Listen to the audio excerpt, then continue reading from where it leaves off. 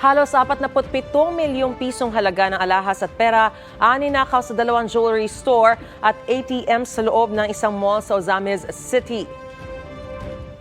Linasap po nila yung namin, sir, yung bowl.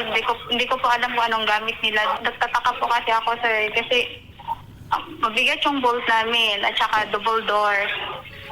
Double lock. Hindi ko po alam kung paano nila binuksan, paano nila na-open, paano nila binasag yung bolt namin.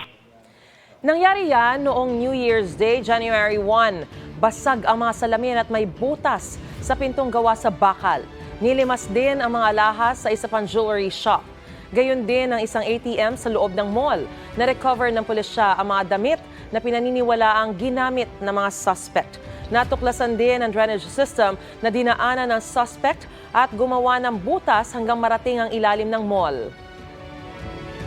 Doon sila sa may parang food court, sir, nakapasok. Ginamitan nila ng mga equipment, sir, para mabuksan nila yung parang harang niya na metal. May butas siya, sir, sa ilalim. Heading ngayon doon sa tinatawag natin na parang peryahan. Doon sa area na yun, sir, merong mga nakatira ng kubo-kubo na mga bahay doon.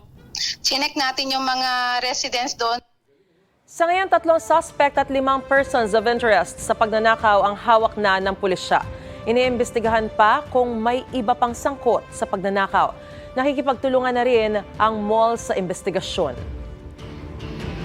Mga kapuso, para una ka sa mga balita, mag-subscribe sa GMA Integrated News sa YouTube. Sa mga kapuso abroad, subaybayan niyo po kami sa GMA Pinoy TV at sa www.gmanews.tv.